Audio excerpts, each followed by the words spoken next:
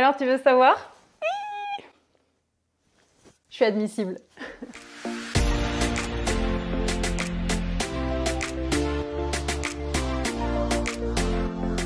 Bonjour et bienvenue à toi dans cette nouvelle vidéo. Mais quelle vidéo! Mais quelle vidéo! En fait, je suis tellement contente de faire cette vidéo parce que j'avais tellement peur de cette vidéo où j'allais annoncer une mauvaise nouvelle. Non pas que j'avais peur du jugement, parce que quand on a l'habitude de faire des vidéos et que on partage son quotidien, le quotidien, il y a des hauts, il y a des bas, mais c'est vrai que j'appréhendais quand même cette vidéo différemment. Je me disais, c'est quand même pas super cool que ça soit à regarder que à tourner, d'annoncer une mauvaise nouvelle. Mais j'ai pas de mauvaises nouvelles à vous annoncer parce que j'ai réussi les écrits du CRFPA et du premier coup. Et je suis super fière. Genre vraiment très fière. C'est de la fierté qui est très particulière parce que c'est pas que mon orgueil est contenté, mais c'est vraiment que je vois le travail et je comprends mieux le chemin que j'ai parcouru en fait. Ça donne du sens à tout mon parcours, à toutes les épreuves que j'ai subies ces dernières années et c'est en ça que ça me rend vraiment fière en fait. Voilà, je fais pas partie des étudiantes non plus qui réussit tout, qui est admise partout, qui a des notes de fou, etc. Moi, je fais pas partie de ces étudiants-là, bien que je sois une énorme bosseuse. Et c'est vrai que je suis très contente de pouvoir témoigner auprès de tous les étudiants que si je l'ai fait, vous pouvez le faire aussi en fait. Parce que j'ai un parcours qui n'est pas du tout linéaire, qui n'est pas parfait. Je fais pas partie des majors de ma promo. Mais par contre, je suis une bosseuse. Et donc, le message, c'est vraiment que si tu bosses, un jour, ça va payer. Donc, c'est facile de le dire maintenant, évidemment, maintenant que j'ai un résultat positif sur les écrits du CRFPA. Mais ma première pensée, c'était vraiment pour les étudiants qui le passaient pour la 3e fois et qui l'ont pas eu. Parce que je me suis imaginée dans cette situation plusieurs fois. Et je tiens vraiment à adresser ce message à ces étudiants-là et les féliciter pour leur courage. Vraiment, ça a été leur force. Même si ça aboutit pas tout de suite, pas comme ils voulaient, franchement, chapeau. D'être allé 3 fois se confronter à une épreuve comme celle du CRFPA. Voilà, c'était une petite parenthèse, mais quand même, je veux le souligner dès maintenant dans la vidéo. J'ai beaucoup de respect pour ces étudiants et en aucun cas, il faut vous dévaluer ou penser que vous valez moins bien que ceux qui sont admissibles. Vraiment. Là-dessus, j'insiste vraiment parce que je le pense sincèrement. Bien sûr, je félicite tous ceux qui sont admissibles, que ce soit du premier coup, du deuxième coup, du troisième coup, on s'en fiche complètement. Franchement, bravo à vous. Je suis super fière pour vous en tout cas. Et puis pour tous les autres qui n'ont pas été admis mais qui ont encore des chances. Alors je sais que cette période, j'imagine, elle va être très compliquée. Mais s'il vous plaît, ne vous flagellez pas non plus. Étudiez vos notes, prenez du recul.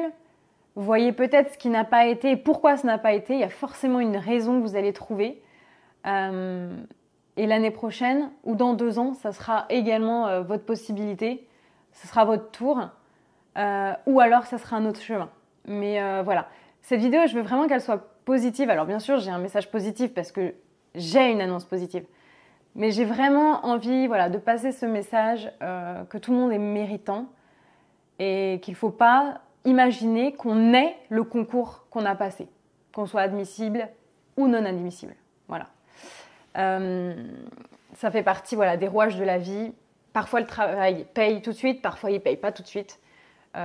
Moi, mon travail il a payé, mais pas tout de suite non plus parce que j'ai eu des énormes galères, vous le savez, ces dernières années. Et pour être tout à fait honnête, la veille du CRFPA, de la première épreuve du CRFPA, j'ai reçu 2 mails de refus pour mes candidatures en Master 2.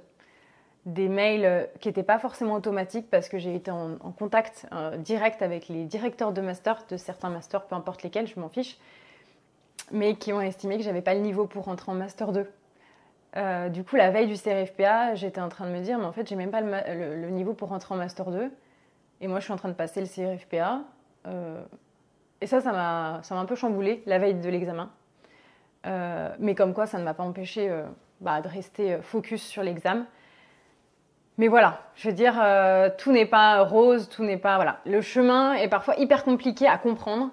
Mais c'est vrai que quand on arrive enfin à avoir une réussite, on comprend beaucoup mieux en fait pourquoi est-ce que la vie nous a foutu toutes ces galères-là avant. Donc bref, voilà, c'était un gros parloir sur mes émotions et sur ce que je pense. Mais franchement, je reste évidemment dispo pour échanger avec tous ceux qui le souhaitent vis-à-vis de l'examen. Et puis maintenant, passe aux notes. Alors j'imagine que vous voulez savoir un petit peu quelle note j'ai eue pour le CRFPA. Donc je vais vous mettre un petit peu ce que je pensais il y a 10 jours. Quand j'ai fait mes pronostics, j'ai tourné une petite vidéo et je vous donne en fait mes pronostics sur l'examen. Et puis ensuite, je vais vous dire un petit peu ce qu'il en est. C'est parti! Bon, vous m'excuserez pour cette voix. Je suis un peu malade, j'ai pris froid, donc j'ai une voix un peu rauque. Et je vais certainement tousser pendant cette vidéo. Ce petit extrait que je tourne à un peu plus de 10 jours des résultats du CRFPA. On est le, je ne sais même pas combien, septembre. Je dirais un truc genre vers le 7 ou 8. Octobre, pardon, même pas septembre. Oula, faut que je me réveille. Et donc les résultats arrivent à grands pas. Et je commence à devenir un peu impatiente d'avoir les résultats. C'est vrai que c'est un sentiment assez particulier parce qu'on a un peu l'impression que le début de notre vie commence après les résultats. Et c'est un peu vrai parce que pour le moment je suis un peu dans l'attente de ce que je vais pouvoir bien faire en 2024. Donc c'est soit je continue mon Master 2, soit je peux enfin rentrer à l'école des avocats. Et du coup c'est quand même foncièrement deux vies différentes, quoi. C'est pas pareil. Cela dit, je ferais peut-être, si je rentrais à l'école des avocats, je continuerais certainement mon Master 2 en même temps, mais bon, bref. Ça reste quand même différent si je l'ai pas du tout. Donc bref, je vais vous donner un peu mon sentiment à quelques jours des résultats. Alors évidemment il y a le stress, et ce qui est assez perturbant en tout cas dans cet examen particulièrement, c'est que tout ce qui est dit autour, c'est-à-dire que tous les témoignages des autres étudiants qui ont passé l'examen, il y en a quand même beaucoup, une grosse partie qui sont en mode je sais pas et j'ai pas envie d'avoir de pronostic, ce que je comprends complètement. Mais c'est vrai que me concernant, je suis pas tout à fait dans ce mood-là, et c'est un peu difficile de partager sur les réseaux parce que je veux pas froisser qui que ce soit et je veux pas me prononcer sur quelque chose que finalement, effectivement, je ne sais pas. Mais c'est vrai que j'ai un sentiment plutôt positif vis-à-vis des écrits que j'ai passés. Même si c'était un peu en dents de scie toute la semaine de l'examen, j'ai pris du recul, j'ai revu mes copies, j'ai même quasiment refait mes examens, sauf la note de synthèse. Et j'ai vraiment fait un état des lieux, j'avais fait d'ailleurs la vidéo sur ça. Et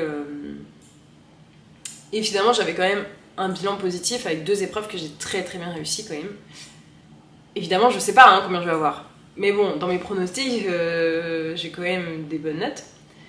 Une épreuve que j'ai un peu loupée et l'autre où je sais pas, genre la note de synthèse, je sais pas. Mais ça n'empêche que j'ai du mal à me dire que ça passera pas. Alors qu'en vrai, ça peut complètement ne pas passer. Mais j'ai plutôt un sentiment d'espoir positif vis-à-vis des écrits. Et du coup, ça me saoule d'autant plus d'avoir justement cet espoir positif, parce que si je l'ai pas, je vais être encore plus mal vis-à-vis du fait que je l'ai pas, en me disant oh là là, t'es nul, t'aurais jamais dû te projeter, en plus du fait que t'as pas réussi. Mais je trouvais ça intéressant, enfin c'est Gabriel qui m'a un peu conseillé de le faire, donc je le fais aussi, de vous partager avec toute honnêteté, à 10 jours des résultats, mon sentiment actuel. Voilà. Et voilà, il est plutôt positif. J'espère vraiment de tout cœur que ça passera, parce que si je le loupe, je pense que je le loupe de peu en fait. Donc ça c'est frustrant, tu vois. C'est pas comme si tu te loupes vraiment à un examen et tu te dis bon avec un malentendu ça peut passer, mais qu'au fond de toi tu sais que tu t'es complètement loupé. Moi j'ai pas ce sentiment là, j'ai un sentiment de si j'avais rendu ces 4 épreuves à la prépa Dalloz, ça passait. Après il y a toujours cette incertitude de comment est-ce qu'ils vont noter. Parce qu'il y a quand même ces histoires de taux de réussite, de nombre de places, etc. Donc c'est à prendre en compte quand même. Donc bref, voilà. Si je devais parier aujourd'hui avec vous, je dirais, allez, on parie sur j'ai les écrits. Ça me fait marrer parce que putain, quand je vais faire la vidéo avec mes notes, si j'ai pas les écrits, ça va être assez cocasse cet extrait. Mais bon, s'il faut parier, voilà. En gros, c'est ce sentiment-là. Parce que je trouve que j'ai quand même plutôt bien réussi. Mais encore une fois, voilà, si une note de synthèse j'ai 5, bon bah, ça sera plié. Hein. Mais du coup, si je dois faire mes pronostics, allez, je dirais qu'en procédure civile, j'ai 14. Entre 14 et 16. En droit du travail, j'ai entre, pareil, 14 et 16. En droit des obligations, soit j'ai 5, soit j'ai 9. Ouais, c'est un peu... bon. Mais en gros, c'est mes pronostics. Et en note de synthèse, je me mets 8,5 d'office, même si au fond de moi, j'espère avoir quand même 12. Mais je me mets quand même 8,5 parce que c'est toujours très incertain. Mais j'ai toujours eu au-dessus de 10 avec la prépa Dalloz, donc bon, je sais pas. On va dire ça comme ça. Donc si on fait la moyenne, des notes hausses, des notes basses, bah, ça passe, ça peut passer quand même. Donc voilà, c'est mon sentiment actuel et je préfère être honnête et vous le donner maintenant. Et puis bah voilà, je ferai la vidéo hein, qui sera celle que vous serez en train de regarder avec les notes. D'ailleurs je pense que je vais vous annoncer mes notes là juste après. Comme ça vous avez mon sentiment aujourd'hui et vous aurez mes notes après. Et puis on verra si j'ai bien pronostiqué ou pas. Oh là là, mais quoi qu'il en soit en tout cas je serai prête à le repasser. Parce que je suis assez contente quand même de ce que j'ai rendu, de ce que j'ai fait. Et je suis très curieuse de connaître mes notes, très curieuse. Enfin, il y a ce côté aussi, genre j'ai envie d'avoir mes notes, mais aussi la curiosité de qu'est-ce que ça valait aux yeux de l'examen du CRFPA quoi. Et ça c'est assez intéressant. Donc bref, ah là là. Bon, bah je vous laisse découvrir mes notes. Et j'espère que je suis pas trop loin de ce que j'espérais. Ciao. Alors voilà, moi j'étais plutôt positive, hein, 10 jours avant l'examen, comme tu as pu le voir. Et ben sache que mes pronostics n'étaient pas complètement stupides. J'arrive très bien à m'auto-évaluer, je suis assez contente. Sauf pour une matière. Il y a une matière, je vais demander ma copie parce que je suis en grande interrogation sur cette matière, vraiment. Surtout vis-à-vis de mes copains, copines qui ont eu l'examen, qui sont admissibles, qui ont eu des notes très très bonnes dans cette matière. Alors que moi, je m'auto-évalue avec une bonne note aussi. Et ça n'a pas du tout été le cas. Donc c'est parti, je vous dévoile mes notes. D'ailleurs, pour tous ceux qui veulent avoir le débrief sur mon ressenti après les épreuves, il y a une vidéo débrief où je vous explique absolument tout ce que j'ai fait pendant les épreuves, mes plans, ce qui a été moins bien, etc., tous mes ressentis. Je ne vais pas revenir dessus forcément dans cette vidéo, c'est pas l'objectif, là le but c'est de vous donner mes notes. Alors en note de synthèse, pour vous expliquer un petit peu, je l'ai faite en 3 heures. C'est vrai que la note de synthèse, je la fais avec la prépa Dalloz. Je la faisais en 3h50, généralement, 4h max. Et j'avais entre 10, 12, j'ai eu des 14 et 15, mais généralement j'étais plutôt autour de la moyenne. Et là, pour l'épreuve du CRFPA, j'ai fini au bout de 3 heures. Ça a été assez compliqué parce que j'ai commencé à beaucoup culpabiliser. J'avais fini ma copie alors que tout le monde n'avait pas fini au bout de 3 heures. Du coup, je suis restée 1 heure dans la salle en attendant, une demi-heure. En étant très stressée de quitter la salle la première. Et j'ai quitté la salle la première et tout le monde m'a regardé genre. Et ça, c'est horrible comme sentiment, c'était affreux. Mais bon, j'avais fini mon épreuve. Et du coup, je m'étais auto-évaluée, comme tu le sais, autour des 8, quoi. Et finalement, j'ai eu 11,5 sur 20 en note de synthèse. Donc, très contente. 11,5, vraiment... Je m'attendais vraiment pas à avoir cette note, en fait. Mais du coup, je suis très fière et très contente d'avoir réussi cette épreuve. Ensuite, en droit des obligations, sans grande surprise, je m'étais loupée. Et oui, j'ai eu 7 sur 20. Donc, je savais que j'allais avoir une mauvaise note. Et c'est le cas, j'ai eu 7. Bon, c'est comme ça. Je savais que c'était pas une épreuve que j'avais réussi. Ensuite, en droit social, j'ai eu 13 sur 20. Donc, franchement, c'était pas dingue. Je pensais quand même avoir un petit peu plus, entre 14 et 15. Mais bon, 13, ça reste correct. J'imagine qu'il y a peut-être des points d'orthographe que j'ai dû louper, parce que je sais que niveau orthographe, j'ai du travail à faire.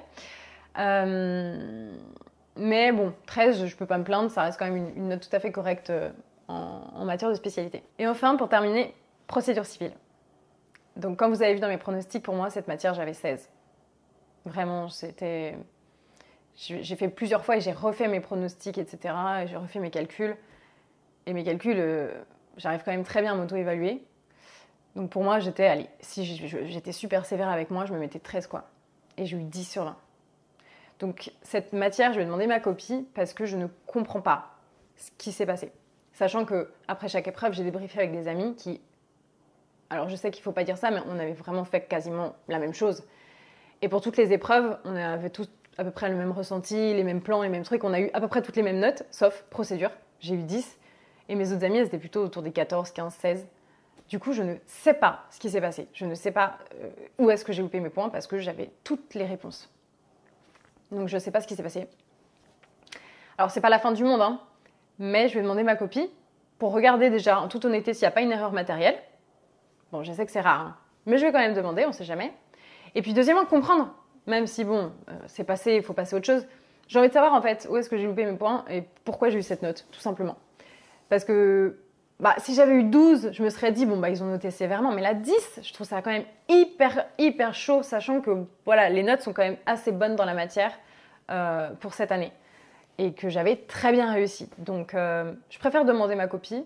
Je ne sais pas exactement comment on peut faire pour demander sa copie. J'imagine qu'il faut envoyer un mail à l'IEJ, ce que je vais faire tout à l'heure. Bon, c'est pas la fin du monde, hein, mais je suis très déçue par cette note. Donc, ça me fait une moyenne de 10,5. Alors c'est vrai que si je réussissais l'examen, je m'étais dit que si je réussissais, je serais plutôt vers les 11,5. Mais c'est vrai qu'avec cette note en procédure, ça m'a fait descendre la moyenne que j'estimais dans ma tête. Donc c'est pas la fin du monde, 10,5, je vais pas du tout me plaindre, je suis très contente évidemment parce que je suis admissible et en fait il faut pas oublier ce pourquoi en fait on est content. Après il y a toutes ces questions de notes, etc., comparaison avec les autres. Bon... J'essaye de pas trop me mettre là-dedans parce que le but, c'est d'être heureux pour le résultat. Mais je préfère quand même être en clair avec moi-même et pas laisser la place au doute dans ma tête. Et je préfère demander ma copie en procédure. Voilà, c'est très simple. Mais du coup voilà, 10,5. J'ai pas beaucoup de points d'avance, comme vous pouvez le voir. C'est pas la fin du monde, je pense. Voilà, il me reste mon oral d'anglais que je passe, je crois, 20 novembre et grand oral 29. Donc il me reste un peu plus d'un mois pour réviser, ce qui est quand même très correct. Et ce qui me permet quand même d'être bien pour réviser, sachant que à côté de ça, j'ai quand même la Juris Day que je dois driver le 4 novembre, le Jurist Mag et beaucoup de choses encore à gérer. Mais du coup, c'est bien parce que ça me laisse du temps. Donc pour débriefer un petit peu tout ça, franchement, je vais remercier la prépa d'Alloz qui m'a extrêmement bien préparé à l'examen. Je dis pas ça parce que je suis payée. Hein. Je suis payée par la prépa d'Alloz, mais je ne suis pas payée pour dire ça. Vous le savez. Mais vraiment, en toute honnêteté, et j'ai préparé un post depuis quelques semaines sur vraiment les sujets sur lesquels on est tombé avec la prépa d'Alloz et les sujets de l'examen du CIRFPA pour vous montrer à quel point ils ont été très forts en pronostic. Très forts pour bien nous préparer à toute l'actualité sur toutes les matières. Franchement, truc de fou. Pour rappel, si jamais vous voulez rejoindre la prépa d'Alloz pour votre examen l'année prochaine, avec le code Constant10, vous avez moins 10%. Ça vous permet quand même d'avoir un rabais et je sais qu'il va y avoir des offres avec la prépa d'Alloz sur le site. Donc n'hésitez pas, foncez. Franchement, vous pouvez y aller les yeux fermés. C'est une très bonne prépa qui vous préparera très bien. Je ne regrette en rien ma préparation. J'ai été accompagnée comme jamais et j'ai énormément travaillé. Bien sûr, la prépa, ça ne fait pas tout. Il faut aussi beaucoup bosser. Mais on reviendra dessus plus tard. Là, l'objectif, c'est que j'aille passer mon grand oral et que je me prépare bien pour ces grands orales. Parce que certes, je suis assez à l'aise à l'oral, mais ça ne fait pas tout. Et je n'ai pas envie d'être ridicule le jour de l'examen. J'ai vraiment envie de bien bosser la matière pour être bien affûtée et pouvoir avoir la meilleure note possible. Parce qu'encore une fois, je ne peux pas me planter. Voilà, j'ai pas beaucoup de marge de manœuvre. Donc, il faut vraiment que je le prenne très au sérieux. Ça serait trop bête, trop dommage, trop horrible de ne pas réussir à rentrer à l'école des avocats parce que j'ai loupé mon grand oral alors que j'ai eu les écrits. Ça serait vraiment horrible. Rien que de le dire, ça me fait des frissons. Genre, je me dis non, pitié, pitié, pas ça. Donc voilà, le but c'est vraiment de bien bosser, d'être super concentré et d'être en mode fusil. Parce que j'ai vraiment, vraiment, vraiment envie de rentrer à l'école des avocats. Mais rien que dire ça, ça me fait tellement bizarre si vous saviez.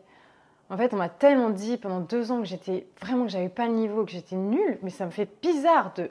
Je vais être émue, mais vraiment, c'est pas une question de chance, vraiment. J'ai pu me prouver que non, j'avais le niveau, qu'avec le travail, ça paye, que je peux réussir. Et que peu importe tout ce qu'on peut vous dire, franchement, croyez en vous, continuez à bosser, entourez-vous bien, parce que évidemment, j'ai aussi très bien entourée. Bien sûr par la prépa d'Alloz, mais au-delà de ça, personnellement, par ma famille, par Gabriel, je vous explique même pas. Ça compte beaucoup, vraiment. C'est un travail d'équipe un peu, tout ça. Donc voilà, franchement, aujourd'hui, je suis tellement contente. J'ai pas dormi de la nuit, j'ai fait une nuit blanche, donc vous m'excuserez ce visage. J'ai essayé de me maquiller un petit peu, mais bon, je sais que ça peut pas tout cacher. Mais j'étais en ébullition. Tellement contente, mais tellement contente. Je suis fière de moi. Ça fait plaisir de se le dire, vraiment. Donc voilà. Bon, vous savez toutes mes notes. J'ai été tout à fait transparente avec vous comme d'hab. J'ai rien à cacher. Et puis bien sûr, je reste tout à fait disponible en commentaire ou alors sur Insta, évidemment, pour échanger avec vous, que vous soyez admissible ou non. De toute manière, ne lâchez rien. Vous êtes fait pour la réussite. Par contre, on ne sait pas forcément quel chemin prendre. Donc, battez-vous. Vraiment, lâchez rien. Voilà, c'était le mot de la fin. Je vous souhaite de passer une très bonne journée. Je sais que pour certains, c'est peut-être difficile, mais franchement, vous vous êtes battus quand même. Et tout va bien se passer. Croyez en la vie, croyez en l'avenir, tout va bien se passer.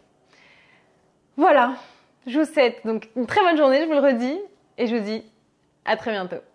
Salut!